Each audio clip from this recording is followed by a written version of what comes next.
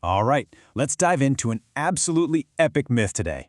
We're talking gods, demons, a battle for immortality, and how all of that chaos ended up creating the eclipses that forever scar the sun and moon. So what causes a solar eclipse? Now, you probably know the scientific answer, right? The moon passes between the sun and Earth. But an ancient story has a much more dramatic and, frankly, way more personal explanation for why they occasionally vanish from the sky. Yep, you heard that right. A vengeful, immortal head. The entire phenomenon, according to the story, is basically an act of cosmic revenge, born from this desperate struggle for the ultimate prize, immortality itself. Okay, so our story kicks off with two major players, the Devas, who are basically the gods, and the Asuras, the demons. And they were in this epic, bitter race for the one thing that could make them live forever. This is the Amrita, the nectar of immortality. And the stakes could not be higher. You've got the Asuras, all geared up in superb armor, wielding these unworldly weapons, ready to attack. And the gods, they're terrified. They know they need a miracle, and fast, if they're going to get that Amrita for themselves. And this is where the great deception comes in. The divine Vishnu pulls off this incredible transformation into Mohini, the enchantress. And the ruse worked perfectly. I mean, the demons are completely captivated, allowing her to serve that life-giving nectar only to the gods. But, there's always one, right? One demon who's just a little too clever to fall for it. And this is it. This is the moment that changes everything. It's a single act of defiance that has consequences written across the entire cosmos, and it all comes down to a demon named Rahu. So this demon, Rahu, he's smart. He disguises himself as a god, sneaks into the line, and actually gets a sip of the Amrita. But the sun god Surya and the moon god Soma, they see him. They blow his cover. Vishnu, without a second's hesitation, unleashes his divine discus and slices Rahu's head clean off. But here's the thing. It was too late, and yet not quite late enough. So think about this.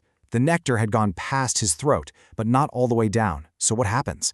A truly horrifying split. His head becomes immortal. His body, though, mortal. It crashes down to earth, literally making the ground shake. And that head, that now grisly, mountain-sized head, it floats up into the sky, filled with this pure, undying rage for the two gods who ratted him out. And that right there is the mythic origin of the eclipse. Rahu, to this day, is trying to get his revenge by swallowing the sun and the moon. His personal grudge is literally playing out in the heavens for all of us to see. But back on Earth, the chaos he started was about to turn into a full-blown war. So, picture the scene. The gods are now immortal. The demons have been totally cheated out of their prize. What happens next? The Devasura Yuddha. A massive, dreadful battle that erupts right there on the shores of the great saltwater sea. The battle kicks off with this terrifying roar. You can just imagine the air getting thick with shrieks and the guttural cries of warriors as they charge into the fray, their weapons raised, shouting things like, "Cut 'em down." And as the chaos just completely takes over, thousands of sharp javelins, spears, every weapon you can imagine, they fill the air, darkening the sky like a storm of steel, and the screams continue, "Run him through!" It becomes this horrifying scene of absolute carnage. A rain of heads, still wearing their glinting golden crowns, falls to the ground. Huge Asuras lay dead everywhere, their bodies mangled, and the cry, "Off with his head," becomes a terrifying reality on the battlefield. But just as the battle is reaching its peak, the great god Narayana, remember, this is Vishnu, but no longer in his Mohini disguise, he sees what's happening and decides it's time to bring out the big guns. He thinks of his ultimate weapon. And just by thinking of it, it appears. The Sudarshana Chakra flares down from the sky. And this thing is truly dreadful. It's described as burning like the fire that devours the world at the end of an age, and it is ready to be unleashed. And the destruction is, well, it's absolute. This isn't just a weapon, it's a force of nature. It wheels everywhere, burning millions of demons into mounds of ash. It wipes out entire legions in the blink of an eye. It flashes through their ranks like lightning. It's even described as moving like a ghost army, drinking their blood. The efficiency is just terrifying.